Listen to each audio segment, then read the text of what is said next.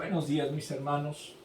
Hoy vamos a ver una clase que sí les recomiendo que le pongan mucha atención porque es eminentemente teológica y teología del Antiguo Testamento. El nombre es básicamente te alineas con el carácter de Dios. Es la número 4 de nuestros libros que hemos utilizado de textos. Muy bien, vamos a comenzar y como siempre con una pequeña oración. Amantísimo Padre, te damos gracias porque hoy permites que nos congreguemos en este lugar. Pero Señor, sobre todo, que nos permitas llegar al conocimiento de tu carácter. Saber exactamente cuál es tu personalidad, cuál es tu nombre sagrado. Y sobre todo, que entendamos la dimensión de este gran misterio. Todo esto te lo pedimos y suplicamos en el nombre de nuestro Señor Jesucristo. Amén. Muy bien, la idea central. Dios nunca nos llama a hacer algo que no coincida con su carácter. Aplicación para la vida. En una ocasión conversé con una compañera de trabajo que me preguntó si yo apoyaba a la comunidad LGTB. Para que los homosexuales, para que se entienda. Ella quería saber si yo era un buen ciudadano que defendía el llamado matrimonio homosexual. Yo le respondí que realmente no importaba mi opinión sobre el matrimonio. Lo que importaba era la opinión de Dios, el creador del matrimonio, y lo que dijo en la palabra al respecto. Ella respondió que creía en un Dios que no era homofóbico. Homofóbico es que sea con prejuicios hacia la comunidad homosexual. Y creía que su Dios sí amaba a todos y bendecía la unión homosexual. Con frecuencia los seres humanos basamos nuestra imagen de Dios en la imagen en lo que creemos que Dios debe ser. Y la tendencia humana es crear a Dios a nuestra imagen, con nuestras ideas y preferencias. Sin embargo, Dios es santo y está apartado de lo que nosotros, de lo que nosotros somos. Su creación finita y limitada, como un Dios santo, su carácter es perfecto y no cambia. Esto se llama inmutable. Podemos tener la seguridad de que cualquier cosa que Él nos pida estará de acuerdo con su carácter justo. Muy bien. Eso es básicamente lo que sería el marco de los textos que vamos a ver. Sí les suplico que tengan mucho cuidado porque esta clase no es propiamente cristiana, aunque se encuadra en el llamamiento mesiánico.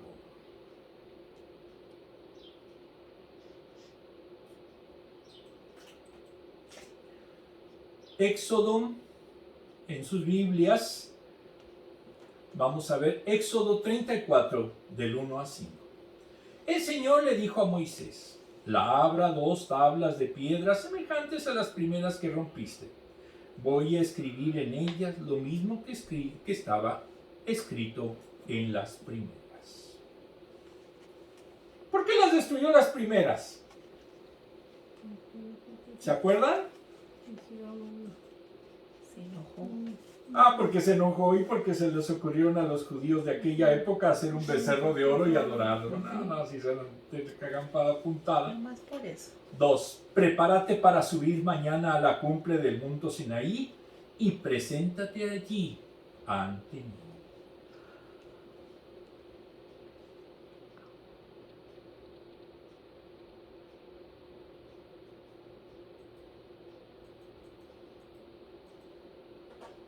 Nadie debe acompañarte ni debe verse a nadie en ninguna parte del monte, ni siquiera las ovejas y las vacas deben pastar frente al monte.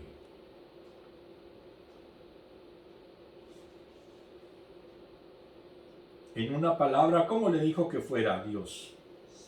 Solito. En México dicen sin moscas.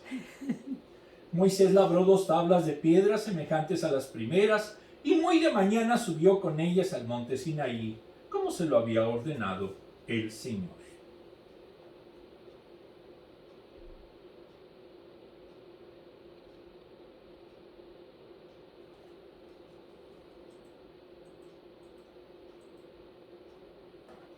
El Señor descendió en la nube y se puso junto a Moisés.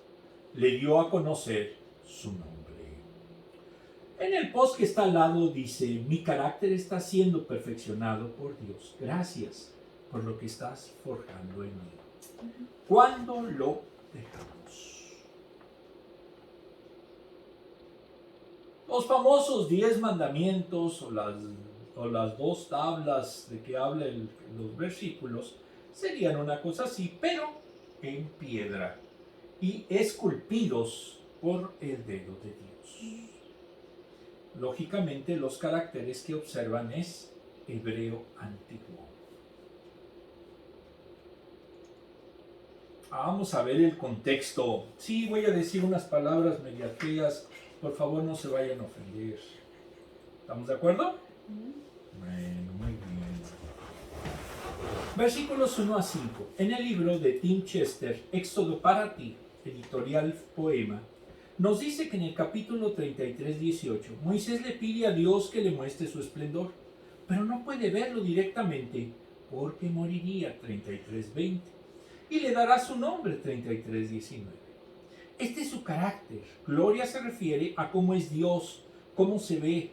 Al dar su nombre describe cómo es Dios. No puede ser ilustrado, no hay una imagen visual de él para que no se hagan ídolos. Y dice: así es Dios. Se le pide que haga 2 tablas de piedra para que se vuelva a poner por el dedo de Dios la ley y sea gobernado por ella. 34.1, que ya estuvimos, que cuando no ponemos qué es, ¿qué? Es el mismo libro que estamos viendo. Subió al monte Sinaí y a la mañana siguiente, 34.2 a 4, Dios descendió en la nube y se puso junto a Moisés. Dio a conocer su nombre. Versículos 5 y 6. Más o menos así sería como se vio Moisés al momento de subir al monte Sinaí.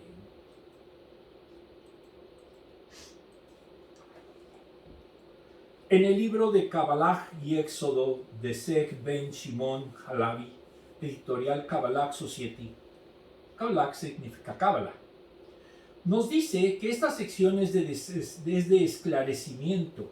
Vemos la enseñanza acerca de la gracia y el mérito, mediante las cuales la voluntad de Dios desciende para fusionarse y encontrarse con el trabajo del ser humano, que se eleva desde abajo.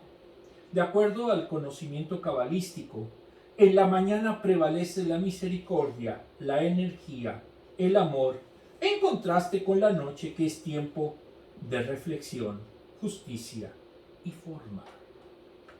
Entonces, ¿por qué citó en su momento Dios a Moisés en la mañana? Porque es cuando prevalece, ¿qué dijimos?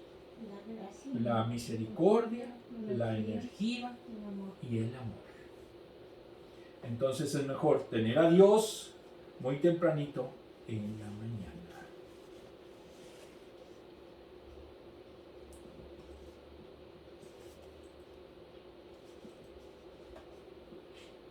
Por eso le ordena subir de madrugada al monte Sinaí. No debe haber ninguna otra criatura. En el conocimiento cabalístico, el ascenso al monte tiene un contexto espiritual. Y al entrar en la hendidura de la roca, en la cima de la montaña, allí donde Elías vería también la gloria revelada, existía el peligro de ser atacado por criaturas celestiales que tienen fuerzas psicológicas y espirituales. De allí la exigencia divina de que él fuera solo. Y la leyenda dice que al pasar por su rostro, la roca se cerró con Moisés dentro y solo percibió el rostro de la gloria pasajera mientras proclamaba: Yahvé, Yahvé. Ahora, aquí vamos a verlo más adelante. ¿Es correcto el nombre de Jehová? No. Es una derivación castellana de lo que supuestamente es el nombre de Dios, pero en la realidad ese no es el nombre de Dios.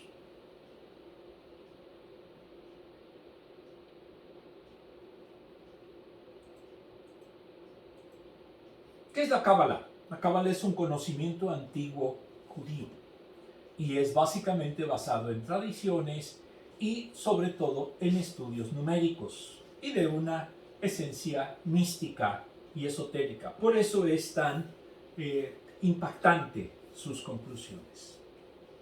En el interesante libro de David Pawson, El carácter de Dios, editorial Anchor Recording, nos dice que Dios dio su nombre a Moisés. Dios viene de la palabra hebrea El, que significa poder sobrenatural. Su significado es poder, y en el idioma hebreo se extendía a una palabra más larga, El Shaddai, que significa Dios Todopoderoso. Entonces, creer en Dios es creer en un poder superior a nosotros, detrás del universo. El autor es trinitario y estima que hay 3 personas en un Dios. Entonces, cuando hablamos de Dios, nos referimos a algo sobrenatural. Entonces, no podemos concebir que Dios va a ser todo lo que creemos, porque es tan solo la referencia de un ser sobrenatural.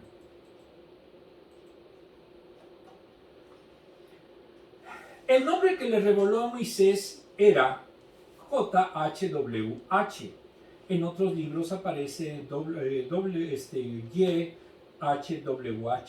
Pero no sabemos cómo deletrearlo, cómo pronunciarlo, y no estamos seguros de su significado. Es una palabra imposible de pronunciar porque faltan las letras o las vocales de en medio, como ocurre en la escritura hebrea habitual. Quienes lo leían sabían perfectamente lo que iba en medio. Unos le pusieron letras y surgió Jehová, pero no sabemos cómo deletrearlos. La J en hebreo se pronuncia Y, y lo más aproximado era Yahvé. El problema es que los judíos de ayer y hoy no lo pronunciaron ni dirán cómo se pronuncia. Estamos especulando. No sabemos el nombre de Dios, cual es muy interesante teológicamente.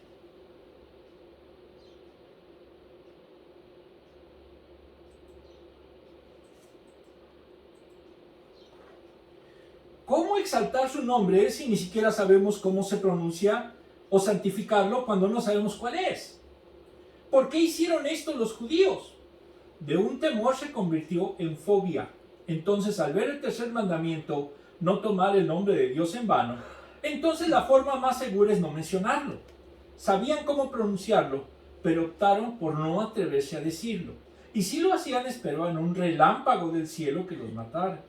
Semánticamente viene del verbo ayah, que significa ser. Entonces significa yo soy. Por tanto, el único es suficiente, inmutable y eterno. ¿Quién es? El yo soy. El, como dijimos, Y o J H W H. Ese es el nombre sagrado de Dios. ¿Cómo se pronuncia? Como aquí lo dice, los judíos, que son los que saben cómo se pronuncia, no nos quieren decir ni nos van a decir. ¿Ok? Ya todo el mundo lo sabía, ¿verdad? Bueno, eso sí. En el Antiguo Testamento siempre a su nombre se le agrega una frase. Vamos a ver. Aquí vamos a ponerle, en lugar para referirnos a JHWH, vamos a ponerle Señor. ¿Les parece? Señor, yo soy el que soy. Eso es lo que significaría esa expresión. Señor Jireh, yo soy tu proveedor. Inclusive allá en Reynosa tiene una iglesia que se llama Jehová Jireh, pero la realidad es que sería lo más correcto JHWH Jireh, yo soy tu proveedor. Señor Rafa, yo soy tu sanador. Señor Nisi, yo soy tu bandera. Señor Shalom, yo soy tu paz. Señor Rahaj, yo soy tu pastor. Señor Esquineu, yo soy tu rectitud. Si quieres ser bueno, me necesitas. Señor Chamá, yo soy tu presencia eterna. Soy lo que soy y siempre estaré contigo. Jesús usó el nombre de Padre y dijo que sus seguidores lo usáramos. Los judíos no lo harían, pero la oración modelo de Jesús comienza con el Padre Nuestro. Él se llamó a sí mismo Dios. Utilizó 7 veces yo soy, la luz del mundo, la puerta, pan del cielo, buen pastor, resurrección y vida, camino, verdad y la vida. Por eso lo querían matar los judíos. ¿Por qué? Porque estimaban que estaba haciendo una verdadera, ¿cómo le llaman cuando es un pecado? Él estaba profanando el nombre de Dios. Por eso lo querían tanto para matar. Dios es santo y establece una relación de pacto con sus hijos. En el Éxodo, Dios tomó la iniciativa y establece un pacto con el pueblo de Israel, a quien liberó de Egipto. Él le dio instrucciones a Moisés de cómo debía presentarse en la cima del monte Sinaí. Él estableció ese acuerdo bajo sus condiciones. Entonces Dios no se sujeta a nuestros gustos, preferencias o términos. En derecho esto se llama un contrato, ¿cómo le llamamos? De adhesión. Es decir, si usted en su momento está de acuerdo con esto, entonces usted se obliga, pero porque se adhirió a ese pacto. En este caso, a Moisés se le presentó el pacto, y ¿qué hizo Moisés a nombre del pueblo? Se adhirió. Unilateral más bien, porque de hecho quien estableció todas las condiciones, ¿quién fue? Dios. Entonces, si uno se adhiere, lógicamente entonces se llama un contrato de adhesión, y entonces aquí fue un pacto basado en un contrato de adhesión. Cuando ustedes van a hacer un contrato de luz, ¿les piden qué condiciones quieren tener ustedes? No, le dicen que acepten los términos y condiciones de nosotros, y si no, pues no va a tener luz. ¿Estamos de acuerdo? Ese es un contrato de adhesión. Mucha gente rechaza a Dios. Esto porque piensan que sus principios están pasados de moda. Se puede crear un Dios basado en nuestra imaginación, pero no será el de la Biblia. Él se basó en su carácter santo para darle las tablas de la ley a Moisés. Jesús hizo lo propio al darle las enseñanzas del reino de Dios a sus seguidores. Mateo 5 al 7.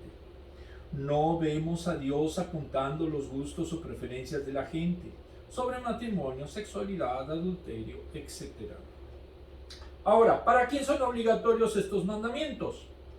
Para los creyentes. ¿Ok? Los que no son creyentes, pues no lo respetan, ni tienen por qué hacerlo, porque a fin de cuentas no son creyentes, ni tienen ellos la sujeción a la voluntad de Dios. Es que hay que imponerle la voluntad de Dios. Eso lo dice la palabra. La palabra no está diciendo que hagamos una teocracia, porque Jesucristo mismo lo dijo: el reino, mi reino, no es de este mundo. Entonces, quien diga de que hay que instaurar a toda costa y a todos los principios bíblicos, pues no ha visto lo que es la Escritura. El énfasis de una relación de pacto vino cuando Dios proclamó su nombre, que ya lo dijimos, ¿cuál era? JHWH. ¿No sabemos cómo se pronuncia? No lo sabemos. Que traducido es Jehová, que aquí está equivocado, vamos a ver por qué. Ya dijimos que ¿cuál es su traducción? Yo soy. Y más correctamente, yo soy el que soy. Al revelarlo, estableció su carácter como el Dios que trajo la libertad a su pueblo, como el Dios fiel a su pacto. Cumple las promesas que le hizo a Abraham, Isaac y Jacob. Éxodo 6 del 1 al 6. Actualmente sigue luchando por su pueblo y liberando a muchas personas de la esclavitud del pecado, de los vicios, de patrones destructivos, etc. Sigue transformando vidas. Es fiel a sus promesas a todos los que ponen su fe ¿en quién? En Cristo.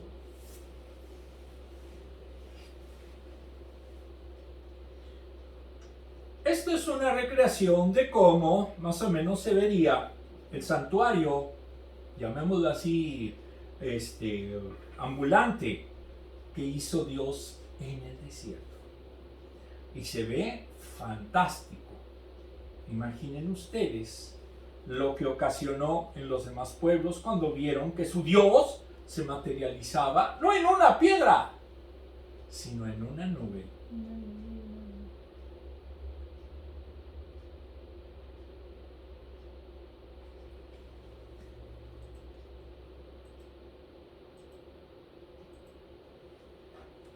¿Qué idea encuentras en total oposición al carácter de Dios? Bueno, pues simplemente la idea central que muchas veces los cristianos no aceptaremos es que haya una sola religión única. ¿Por qué? Porque está contrario a lo que dijo Dios.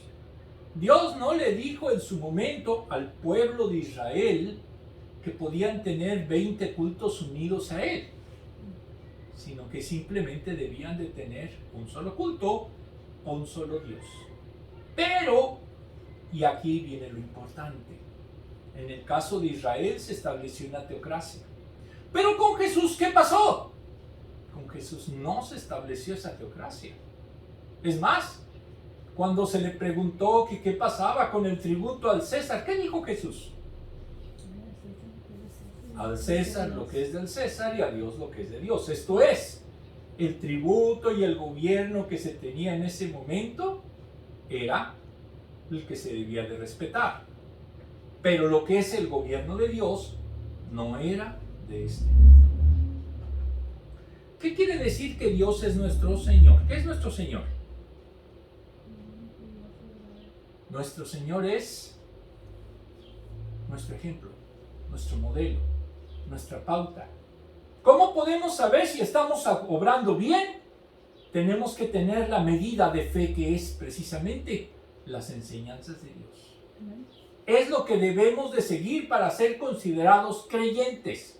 Si no lo seguimos, simple y llanamente no somos creyentes.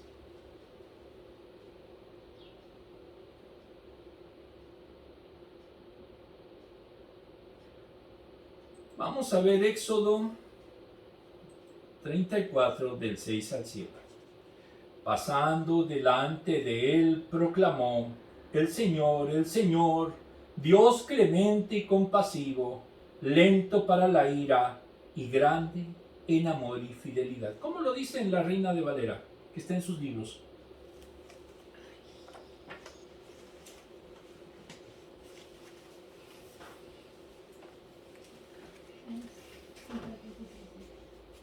Y pasando Jehová por delante de él, proclamó: Jehová, Jehová, fuerte, misericordioso y piadoso, tarde para la ira y grande en misericordia y verdad, que guarda misericordia a millares, que perdona... No, ahí, espera, nada más el 6 y 6. ¿Qué nombre utiliza? Jehová. Jehová. Vamos a ver más adelantito en esta parte si es correcto ese nombre. Ok. Pero eso está en la versión de castellano, en este caso de Reina de Valera. Es una versión del siglo XVI. Ahora, ¿por qué en la nueva versión internacional y en otras versiones ya no se utiliza el nombre de Dios? Porque es más correcto, incluso de acuerdo a las raíces rabínicas y a la cultura rabínica, decirle Señor. ¿Ok? Lo más correcto incluso sería poner su nombre, pero no podemos pronunciarlo. Solamente sabemos que es J-O-Y-H-W-H.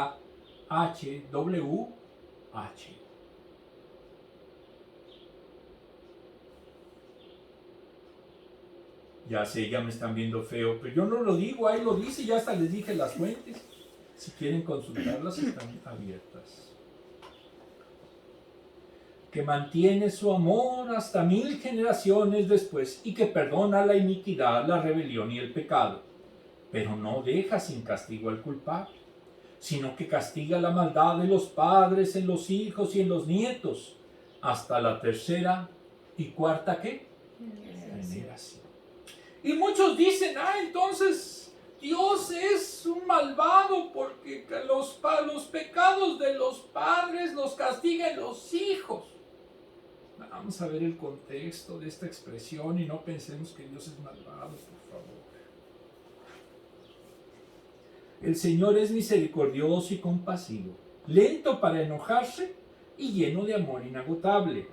Esto lo dice el Salmo 145, 8, que es reflejo de lo que dijo Moisés en Éxodo.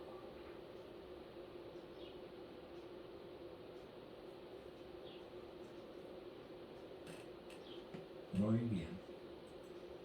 Como ven, está bien sencilla esta clase, ¿verdad? ¿Sí o no? Muy bien. ¿Es correcto el nombre de Jehová? En la Enciclopedia Bíblica de Alfonso Ropero Versosa, editorial CLIN, nos dice que viene del hebreo Yehová, con vocalización masotérica. De la 70 sería Kyrios, en la Vulgata aparece Dominos. Es la transcripción castellana del nombre propio de Dios del Antiguo Testamento, compuesta de 4 consonantes, YHWH, conocido como el sagrado tetragamatrón. ¿Ok? ¿Cómo se llama a YHWH?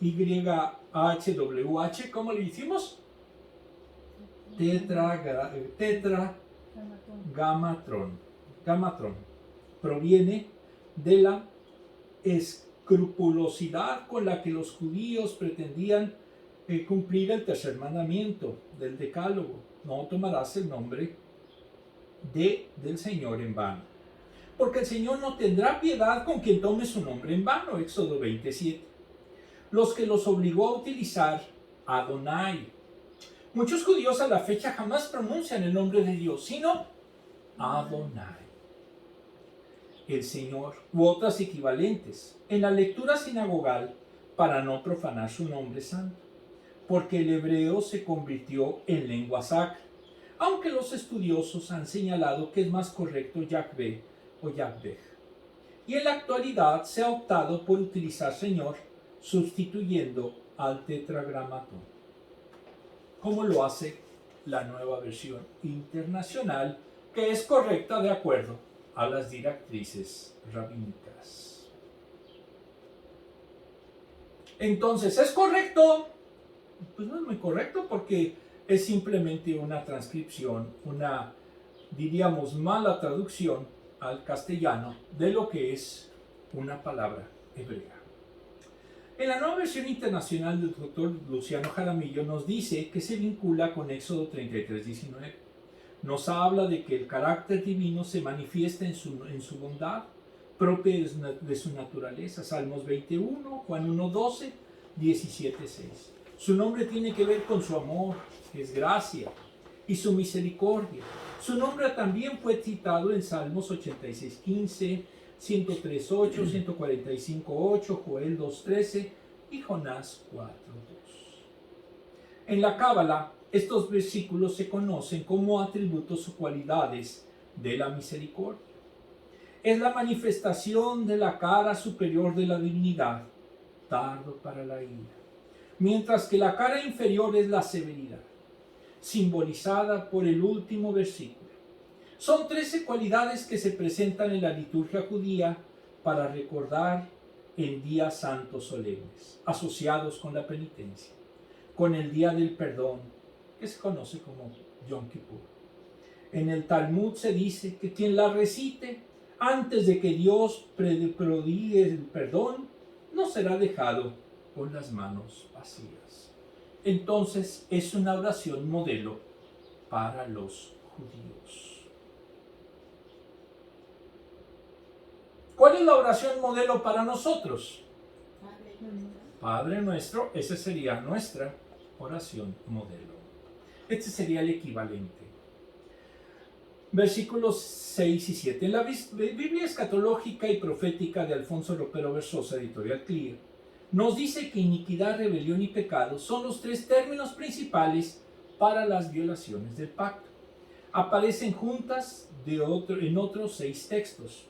Levítico 14:21, Joab 13:23, Salmos 32:5, Isaías 59:2, Ezequiel 21:24, Daniel 9:24.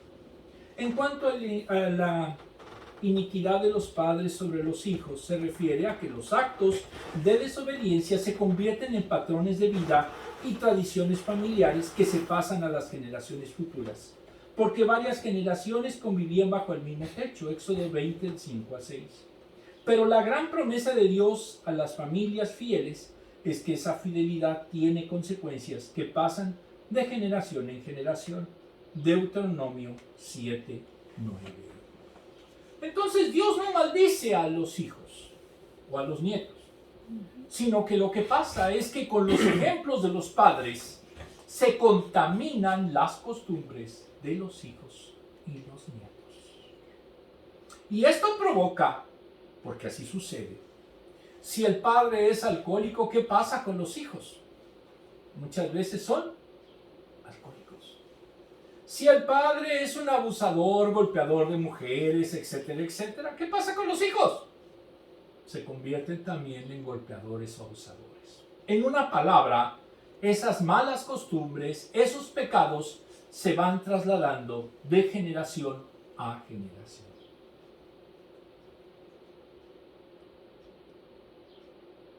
¿En quién encontramos perdón y podemos revertir esas tradiciones? En Cristo. En la Biblia de la Apologética de Holman se vinculan con Éxodo 25, en donde se afirma que Dios no castiga a los hijos por los pecados de los padres. No los condena por las malas acciones de los padres, Deuteronomio 24:16, Ezequiel 18:20.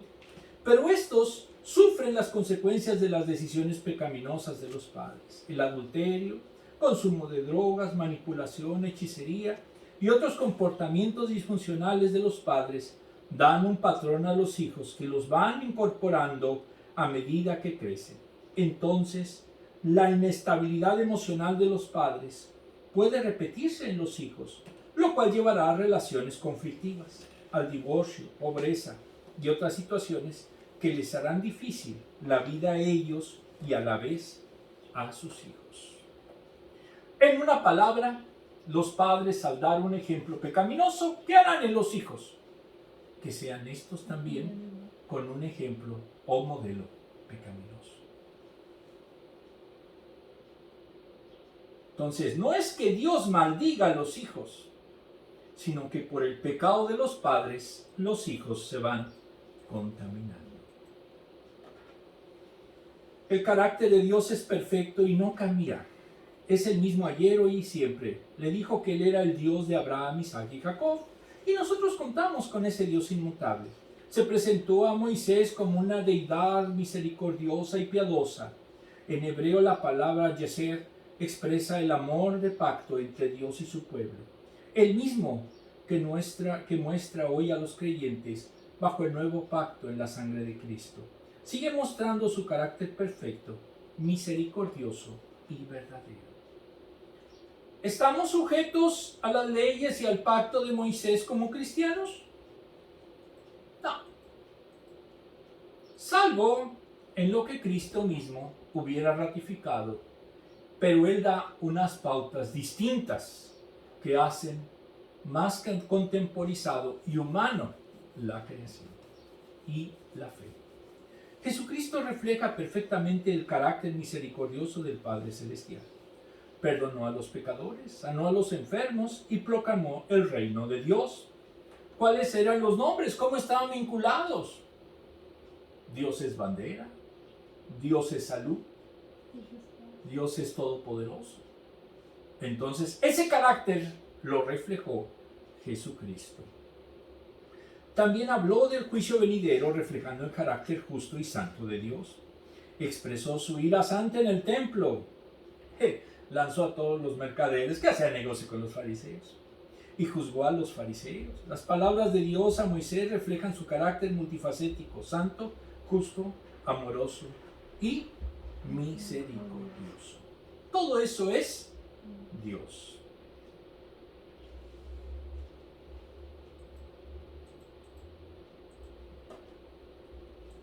Muchos rechazan a Cristo porque solo conocen su lado justo, que tiene que castigar el pecado. Otros solo saben que Dios es amor y por eso están dando rienda suelta al libertinaje. Incluso cambian sus mandamientos que reflejan su carácter. Pero si cambiamos sus mandamientos, mutamos su carácter y su diseño. No estamos siguiendo al Dios del pacto de la Biblia, sino que aparece un ídolo a nuestra imagen y semejanza. Dios no cambia, Él busca que nosotros hagamos un cambio para que reflejemos su carácter. Todo aquel que modifica la enseñanza bíblica, agregándole, quitándole, no es creyente, por más que se diga cristiano, etcétera, etcétera. Por la sencilla razón de que para hacerlo se tiene que apegar a lo que es la Biblia, lo que son los mandamientos de Dios y de Cristo. ¿En qué te pareces a Cristo? No me parezco en nada. Si no es así, pues no es cristiano. No se engañen.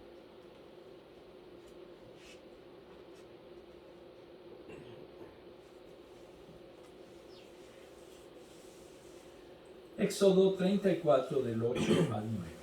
Enseguida Moisés se inclinó hasta el suelo y oró al Señor. ¿Cómo se llama esto?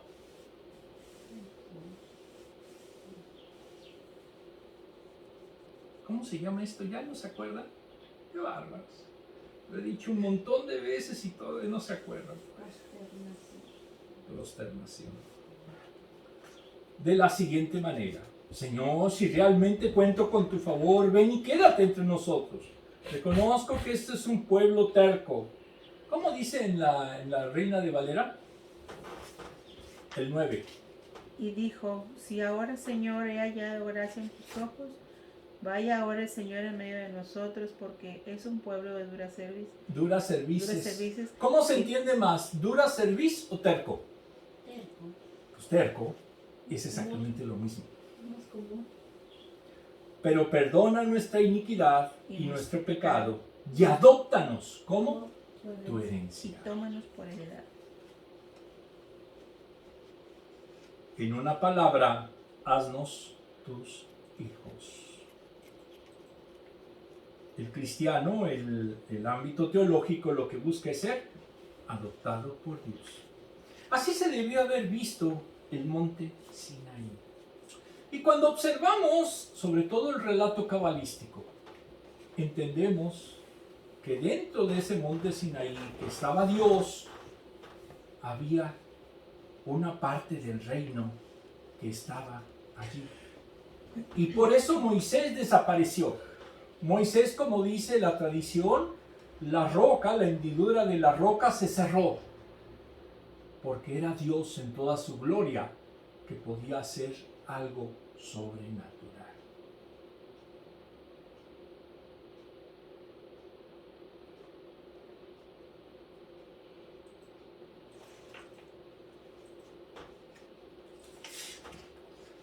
En el libro de Éxodo y Cábala nos dice que en ese momento de esclarecimiento Moisés inclinó la cabeza hacia la tierra, pues recordó que su sustancia es el barro, como la de Adán.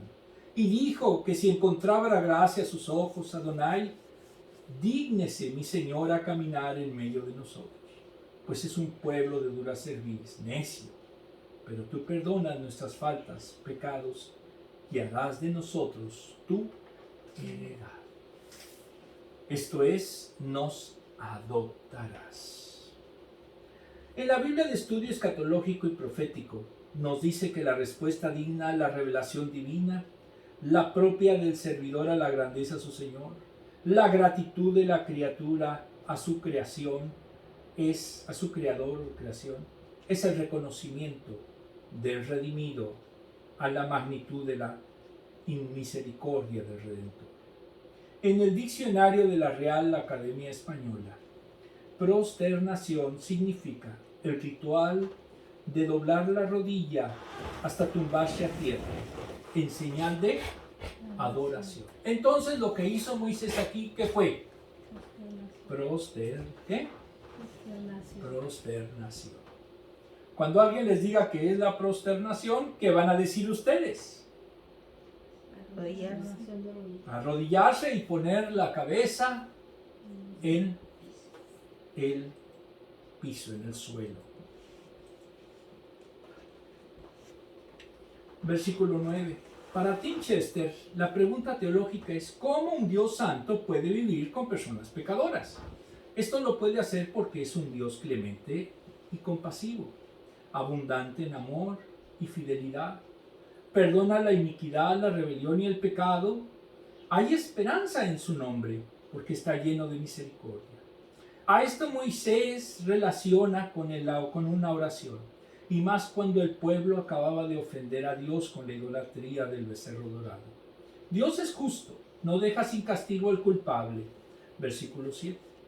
Esta tensión entre un Dios que castiga y a la vez que perdona el pecado permaneció hasta que el Verbo se convirtió en carne y habitó entre nosotros.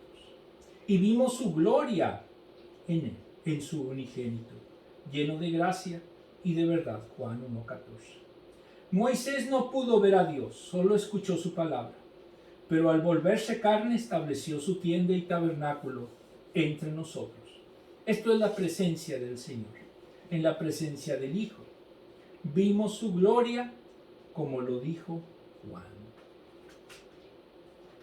Entonces, esa contradicción, ¿cómo es que un Dios santo va a estar entre pecadores? Se puede en su momento resolver porque el Verbo se hizo ¿qué? Carne. Y el Verbo, entonces, era Dios, como ya vimos que él mismo se dijo. Nuestra respuesta al carácter santo de Dios es el arrepentimiento y la adoración. Moisés bajó la cabeza en señal de reverencia y adoró a Dios. ¿Cómo le llamamos esto? Prosternación. ¿Cómo hubiésemos respondido al ver la gloria de Dios pasar frente a nosotros? Cuando se manifiesta en nuestras vidas, demanda una respuesta, ya sea rebeldía o rechazo, o que caigamos postrados y adoremos al único que merece toda la gloria. Cuando Jesús resucitado se le aparece a Tomás, le dijo, Señor mío y Dios mío. Juan 20:28. Respondamos con corazones dispuestos a seguir ¿a quién? A nuestro Dios. ¿Lo hacemos? A veces nos cuesta trabajo. El carácter de Dios nos llama a responder de forma audible. Moisés respondió, Señor, si he hallado gracia. Se dirigió a Dios no solo con su postura corporal de adoración, sino que también sus labios se abrieron para reconocer la gracia de Dios. Cuando viene a nuestras vidas, podemos responder con nuestros labios con adoración y agradecimiento. Dios ha mostrado su gracia y favor. Y los hombres, si estamos en Cristo, podemos acercarnos con confianza al trono de la gracia y hablar libremente con nuestro Dios. El carácter de Dios se verá reflejado con lo que sale, ¿de quién? De nuestra boca.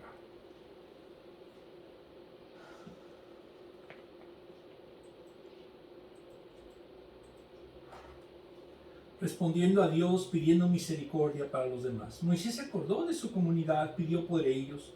El pueblo era de dura cerviz, ¿cómo era? Necio. Debemos seguir ese ejemplo. Y al estar en su presencia debemos pedir por nuestra comunidad, por la iglesia, por los nuestros. Dios cambia nuestro carácter para reflejar el suyo y de esta manera mostrar preocupación por los demás. De seguro conocemos personas que necesitan recibir el perdón de sus pecados y una vida nueva en Cristo. Pero a veces no nos quieren hacer caso. Ni modo. Preguntas.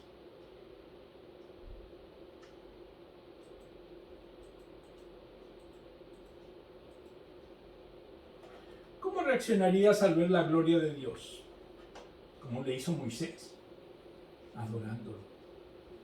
Nosotros no tenemos mucha costumbre de verdaderamente humillarnos, prosternarnos ante Dios, pero creo que es tiempo de hacerlo, sobre todo cuando su gloria se manifiesta en nuestras vidas.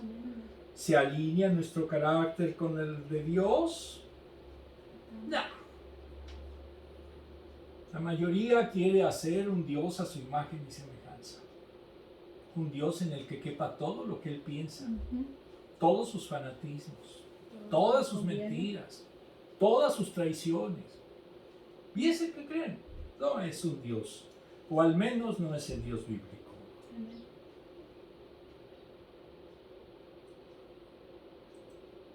Vamos a ver todos, ahorita les digo a los tres. 1, 2, 3. Éxodo 34, 10. Mira el pacto que hago contigo, respondió el Señor. A la vista de todo tu pueblo haré maravillas que ante ninguna nación del mundo han sido realizadas. El pueblo en medio del cual vives verá las importantes obras que yo, el Señor, haré por ti. Éxodo 34:10. ¿Cumplió su promesa? Sí. No hay en ninguna otra cultura una señal en su momento como la hizo Dios, como la hizo el Señor ante el pueblo de Israel. Vamos a hacer una pequeña oración para concluir este estudio. Amantísimo Padre, te damos gracias porque tú nos has dado a conocer tu nombre. Nos has hecho ver que solo con tu nombre podemos establecer tu carácter. Podemos saber que tú eres nuestra fortaleza, que tú eres todopoderoso, que eres nuestra bandera, que eres proveedor, que eres paz, que eres todo lo que el ser humano necesita. Queremos tener tu carácter, pero sobre todo queremos seguirte para que realmente cumplamos el plan que tú tienes en nuestras vidas. Todo esto te lo pedimos en el sagrado nombre de nuestro Señor Jesucristo. Amén.